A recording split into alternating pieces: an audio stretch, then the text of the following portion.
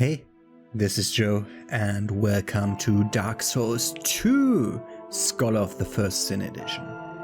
I'm playing this because I played a lot of Soulslikes and didn't even complete to play all the 3 Souls games on my channel, and I wanted to show you them. So, we're now playing Dark Souls 2. Let's get into a new game.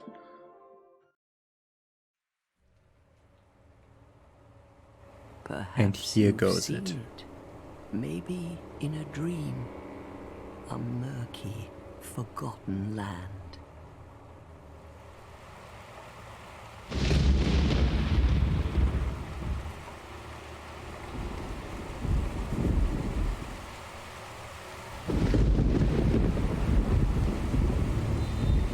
I really like the intro cutscene of Dark Souls 2. Shows a bit of where they might have wanted to go with this.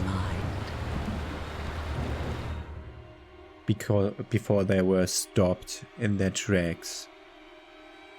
You will lose everything. Once branded.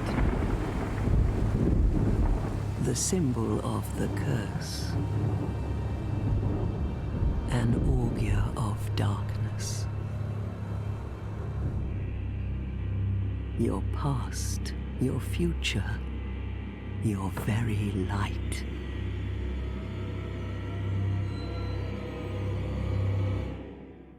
We have someone with a background story. None will have meaning, and you won't even care.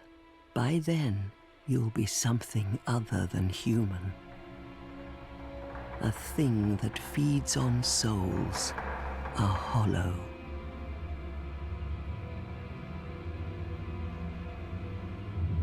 Long ago, in a walled-off land far to the north, a great king built a great kingdom. I believe they called it Drang Lake. Perhaps you're familiar. No, how could you be? But one day, you will stand before its decrepit gate without really knowing why.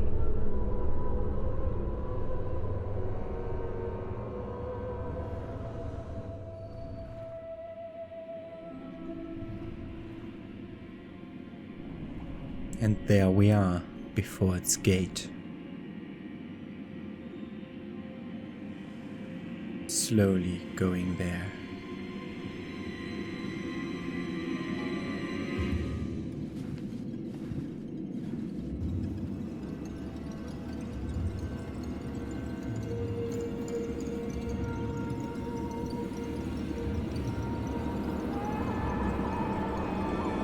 While the red moon is rising.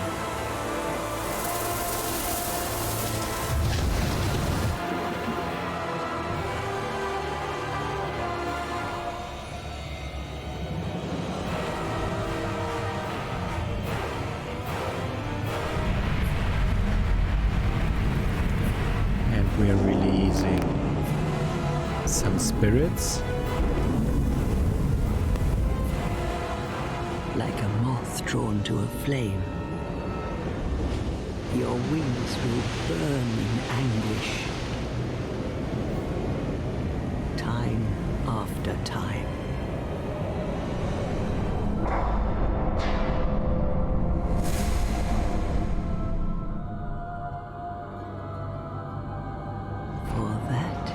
Is your fate, the fate of the cursed. And that's how we enter. I think the place is called Lordran, and the kingdom is called Drang Lake. I think it's Lordran in this one. Because I think the Reddit event is called Return to Lordran when they want to revive Dark Souls 2 PvP. Maybe Lordran is the first game. The third one is Lothric.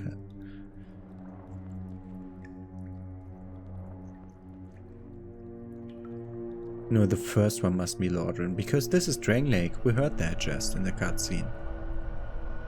I always come prepared, as you see, and know everything about the lore of these games. I really know a lot. And we are in this things betwixt. And that was looking wrong, but just because there's someone else here, also standing here and wondering about whether he should start playing the game. Let's see, we can even look at our equipment, where we have the imported stuff, because that's how you start this game, with the imported stuff. But we only have our fists, no weapons, so it's time to get some weapons, but maybe not now. That's not how you sprint, that's not how you sprint. Holding B is how you sprint. I played too much of... there are little monkeys here. I played too much of Star Wars Jedi Fallen Order lately, and so I'm trying the wrong button, like pressing left stick to sprint. We're getting a rusted coin here. You can use them to... Oh, please don't attack me. The monkeys are evil. We don't need to follow the monkeys. We can also go... Oh no, this leads nowhere. Does it? We can do a side path here, but we will be obliterated. By the way, if you ask yourself why our health bar in that upper left corner is halved, that's because we are as inhuman as we can be. Died way too many times. So if we go here, we see some big footsteps, so something really difficult and challenging will be awaiting us there. We'll return to that way later in the game. Not way later, but later. But first we have to go here to see who we are, because she knows. What seems to be the ruckus? Oh my, your face. The face of the curse. It's an undead. An undead has come to play. They all end up here. All the ones like you. You spoke to that kind old dear, didn't you? The one that sent me here, yes. You're finished. You'll go hollow. Yes, you'll become one of them. Hollows prey upon men, feast upon their souls. This is the fate of the cursed.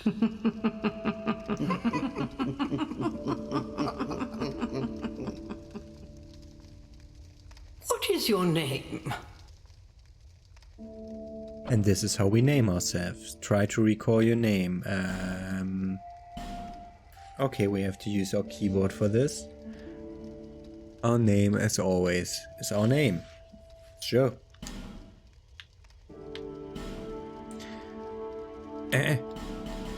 How do we select? Mouse and keyboard. Are you sure of your name? Yes, but the stupid thing won't allow me. Ah, should have used the D-pad, yeah. At least you know your own name. Yes, I know it. So we can't play a female. Here's your reward for sharing. And It's a human effigy. This human effigy is an item that you can also get in the game Take to a do the same thing closer that we do look. now. Become human Who do you again. think it's supposed to be?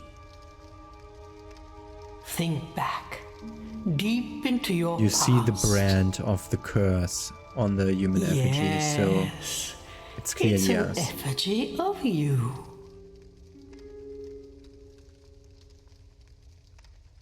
And we'll use this to remember who we are.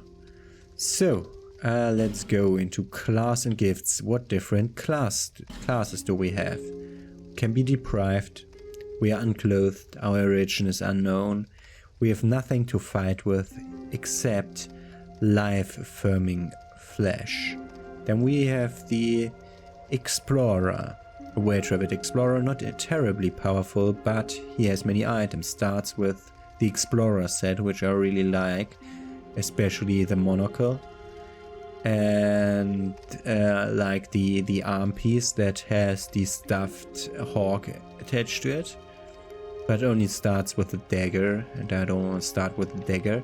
But this is one of the possibilities to get an extra Ferrous Lockstone, as they are called. That's the cube-shaped item that we get in the, like, at the same height of the dagger. That's where the items go, and that's the cube-shaped items there.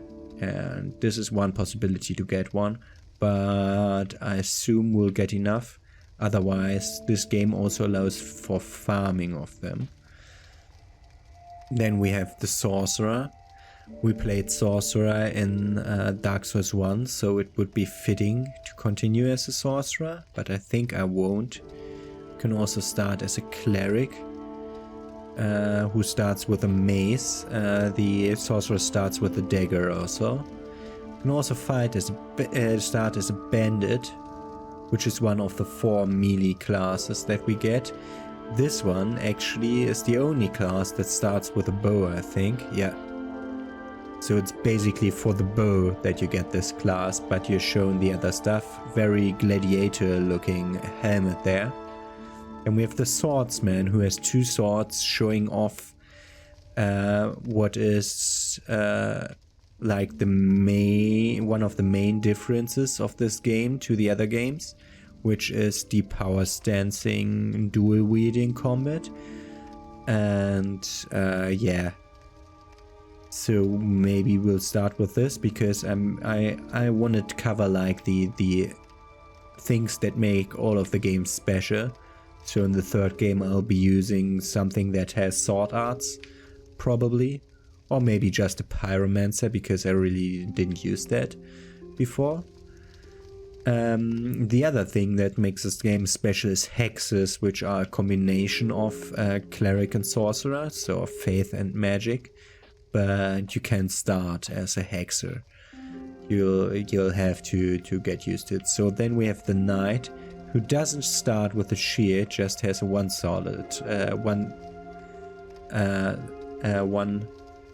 just has one sword, one-handed sword. We also have the warrior, who starts with a broken sword, but also a shield, but not a really good shield, because as you see it's tiny, but it would allow us to parry. But I think we'll start with this class. Let's look at the stats. This will start with, so going through those, 12 whatevers, level 12 I think, which is not the highest level we can start at. We can start at level 14 here with a cleric, but it's one of the higher levels. 4 health, so vigor I suppose. 8. Oh, do we have the help button? It's this one. Vigor, endurance, 8 endurance, then 4 vitality, 6 attunement. Vitality is max equip load, 8 is stamina, endurance is stamina. With attunement allows us to cast spells. With strength to boost heavy weapon attacks, and also needed to wield them. Dexterity is for finesse weapons. Adaptability is to resistances, so we had a stat like that in Dark Souls 1 and I didn't ever up it. We don't need, we need here because it boosts agility, and agility is the thing that we want. Then intelligence and faith are for magic and miracles. But adaptability is interesting here because it's something different to the other games, because you get your iframes of the roll, you don't get them properly. Like the guy that has just a sword and no shield, just one sword, he gets higher ADP, so it's possible for him to roll. but we can get far less. Like the Explorer has the most, but he's the weakest otherwise. But we have now 6 ADP and we'll need a lot more. We'll take the Swordsman. ADP, basically it ups our iframes. So normally in any other Souls games, the roll has an animation and you can look at the animation, and the moment you are airborne and nothing of you touches the ground, in that moment you have iframes until the moment your feet touch the ground again. And this is not the case in Dark Souls 2. So we have to level up ADP to get to that. So that's basically our main stat. We can choose a gift. Nothing, a life ring, which just increases our life. In human FHE to become human again. An assortment of healing wares and poison grass. That's the thing in the middle of those 5. Then we get, we could also start with the homemade bones. With a seed of the tree of giants. That's a PvP item. I think it allows more invaders to come into your world or something like that. So it's something that you don't want. Then we have a bonfire aesthetic, which can be used to up your game to New Game Plus without going into New Game Plus and making it harder. So that's nothing I want, but maybe you would want it for farming bosses, because it resets the whole instance. And if you go into New Game Plus, this area that was former New Game Plus in your New Game World will become New Game Plus 2. So you have to keep that in mind. And then we have the petrified something, a simple petrified lamp. It may be of some use someday. Maybe I'll even show you today what use it is, because it's actually pretty early in the game. So we can finalize our creation here, but also I want to go over to something else. Body. We'll have to pick a male.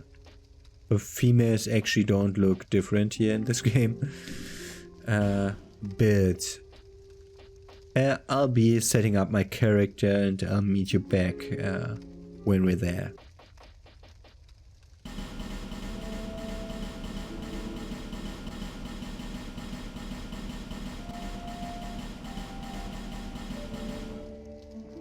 Yep, and that is the beauty of the randomizers. The beauty of the randomizers making you a tomato.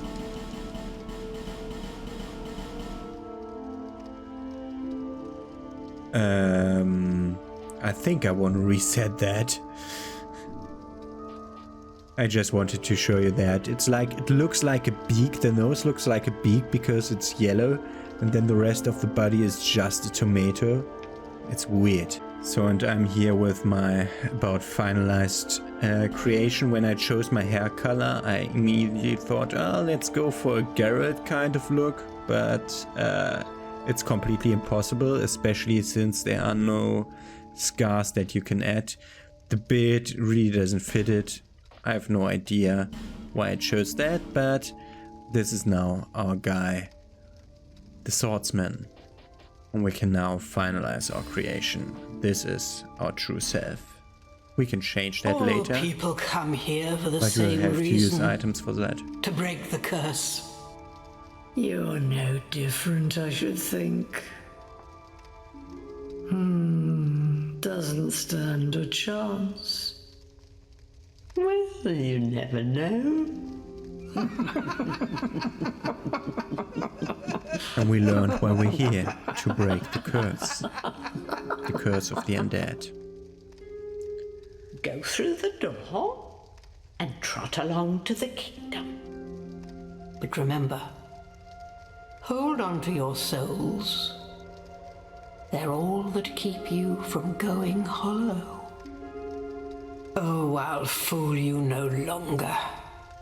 You lose your souls. All of them. Over and over again. And that's what might happen to lesser players and me. but yeah. These ladies are a bit creepy.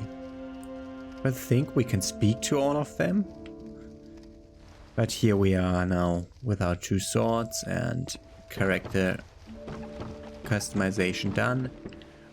I just know that there is a chest up here. Don't hit the chests in this game, they disappear if you hit the wrong chest. Rather die to mimic and then return, if you know, before accidentally hitting a chest to death. So here she is, the only person who's not old. This is a limbo. A link between Drangleic and the outer world. Fair traveller, I know that you must have a story. Why else would you visit such a place? This lost, decayed kingdom. My name is Millibeth. The old women were once firekeepers. I am here to look after them.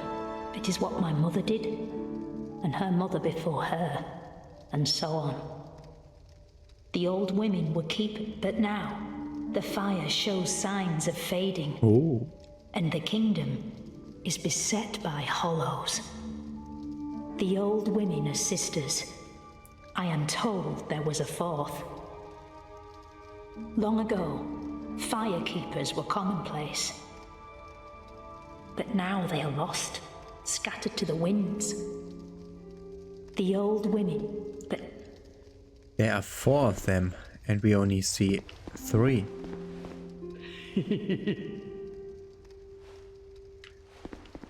I think the ones that we didn't talk to are just laughing. Are you also just laughing? You must go on a journey without rest. Well, I suppose if you find yourself at an impasse. But if your will is yet unbroken, then you may return here to start again with a clean slate. Now, go along. Okay, and we can now continue. So that's the door we came through, I think. And this is the door we go to. And these are the tutorial messages of this game. Bonfires are places of respite. You might also light torches on them. And we can use this bonfire to light it, to rest here. We can travel to all known bonfires, of which we know only this one. We can attune spells here, we can burn stuff here. We only have human effigies. That prevents someone invading us. We can also access an item box from here, which we don't need to do. No, that's not the attack button. That's the use item button. Played too much Jedi Fallen Order. We used a life gem there. So we now have a torch and a soul of a lost undead. We can now light the torch here. You have to face like right, and then you can toggle between lighting a torch and resting at bonfires. In a thing that wasn't in Jedi Fallen Orders, Jedi Fallen Order, that isn't in Jedi Fallen Order, but is here, is the thing that you don't have to rest at the bonfire to save the game because it auto-saves like it fucking should. And now we're ready. We can also use these to light our torch and then to light further torches if we want to. And here we are in the tutorial area. We can completely go out of our way to just leave it, but we want to play the tutorial to show you what the game is about. Can I power stance? No. Okay. Attack with the right weapon is right bumper. It's actually quite fast.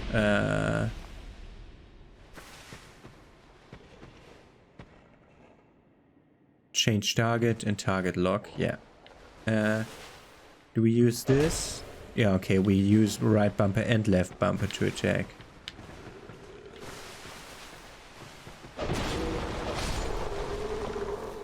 With our different weapons. We could have used a torch to light this, for example. Hold B to dash. Why?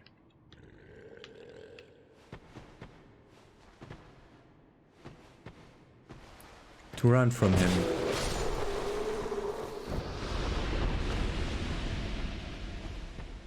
But we don't want to run from him. And there we see an enemy that we don't want to fight. That sarcophagus that we see there is quite interesting. Because it does something interesting. I won't use it. I'm thinking about telling you what to do with it.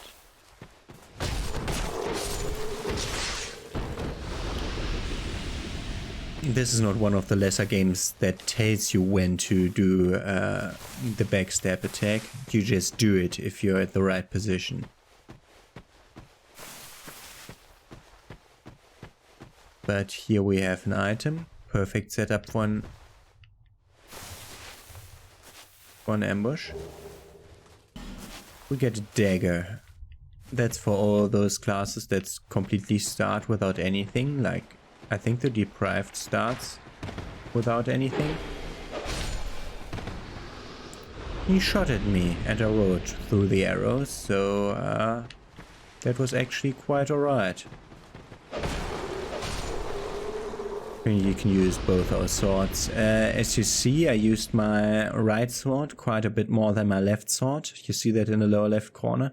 If you are watching this on a big screen, you can see that like the durability of the weapon is going down, which is not a thing that was commonplace in Dark Souls 1, that a weapon got broken. B to backstab also. That's not backstab and like kill an enemy, but oh, I can't read this now anymore.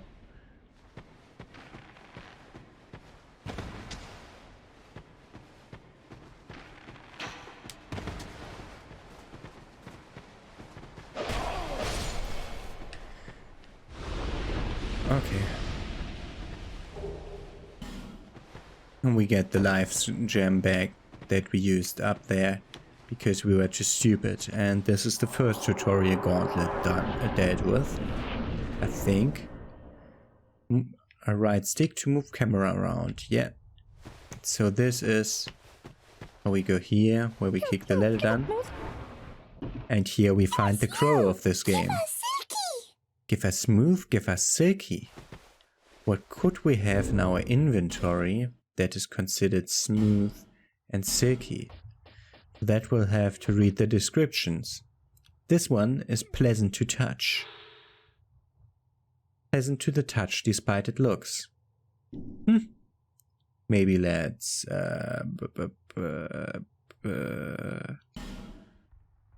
leave or discard. Leave it here.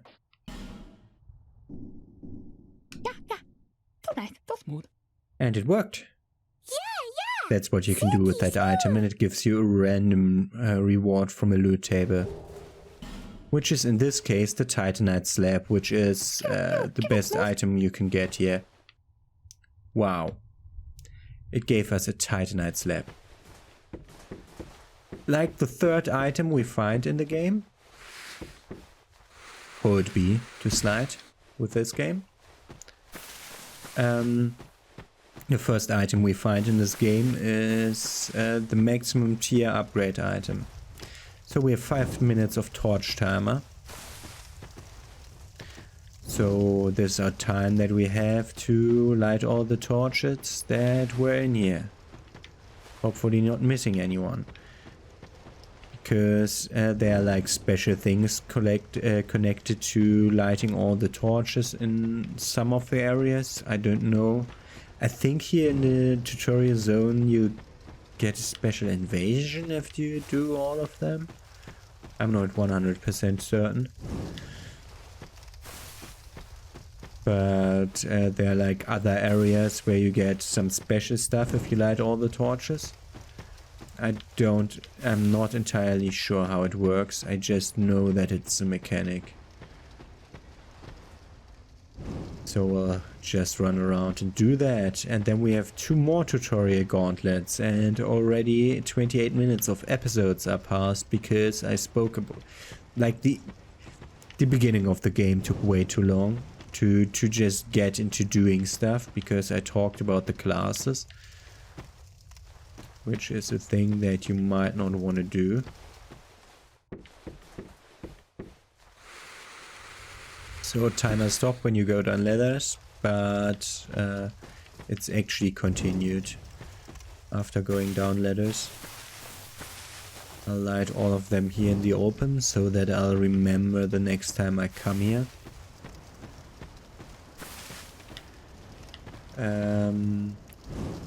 This is actually interesting. Just left to change left weapon, right to change right weapon. That's how you get rid of that. This is a stone statue and it blocks our way. And we cannot go further here.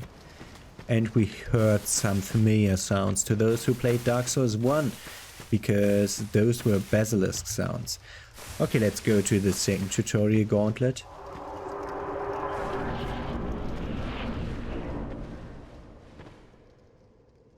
Weird right weapon two-handed with Y. And with Y hold it, the left weapon. If you have any. This also applies to your shield. Yeah.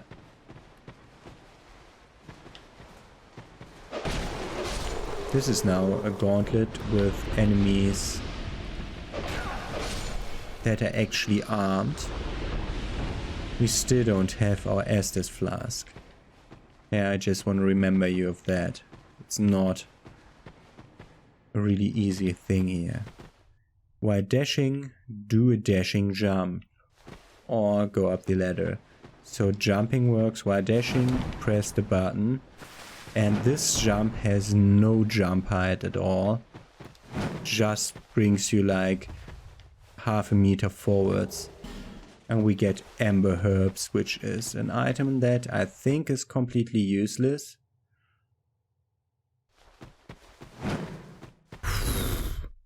Jumping in this game is weird. Amber item I think is for sorcerers. Yes, it restores spell uses. This is luck boost. Oh, we have a Soul of a Lost Undead. Yeah, we picked that up from that one buddy at the end of the last gauntlet. But we're going through this gauntlet now. And we go up ladders faster, yes we can. While falling, do a plunging attack. With shield equip, do a parry with left trigger.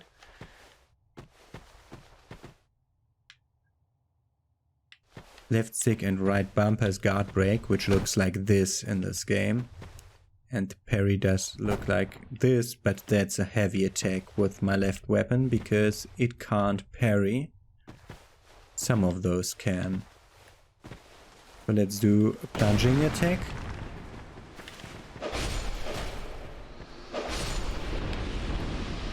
Almost killing the enemy, but not fully. We also can press that with our heavy attack to do a jumping attack, which actually does quite some damage. So not a bad thing to do. I don't remember what's behind this door. Just a little item on the ground. It's a cracked red eye orb if you want to do invasions. It's the same thing as in Dark Souls 1.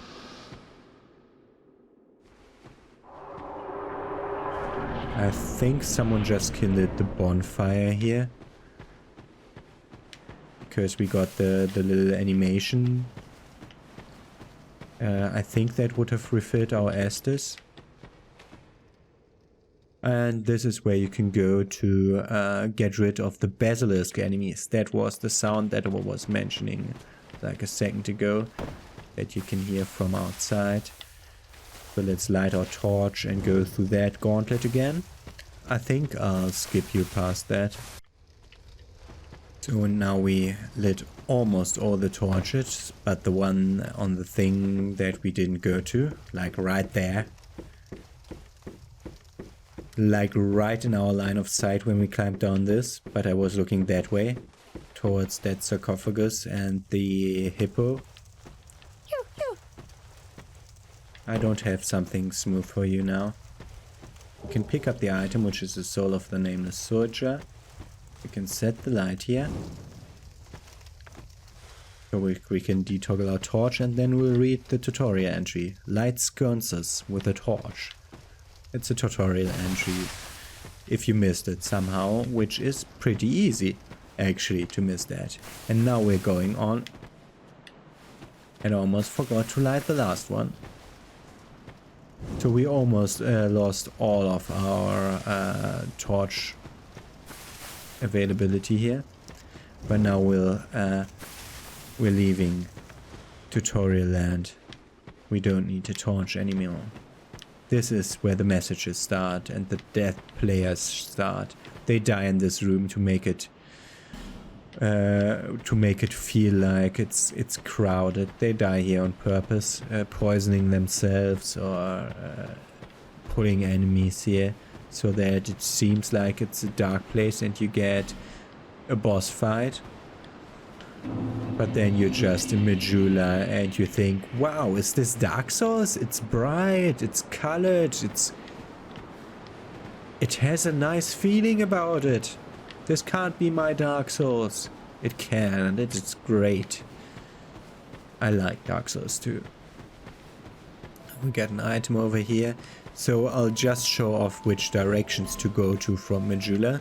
So there is a cave that you can go into.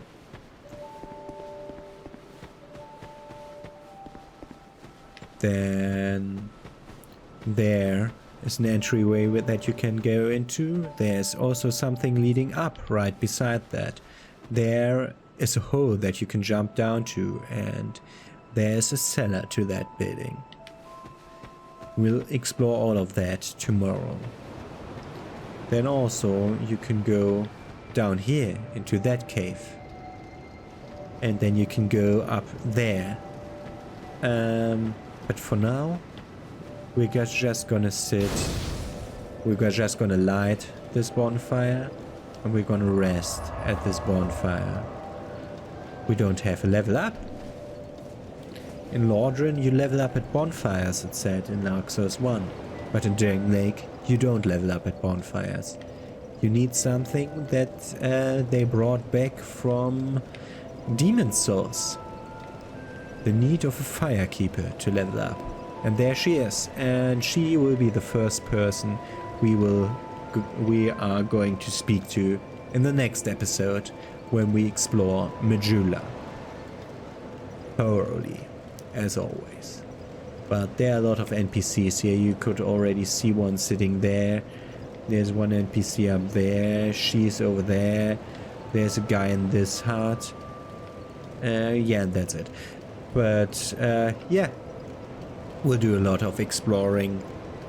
Nothing at all in the next episode, but we'll find a lot of cool items and a lot of almost hidden things. But enough said there. We'll see us tomorrow. Have a nice day.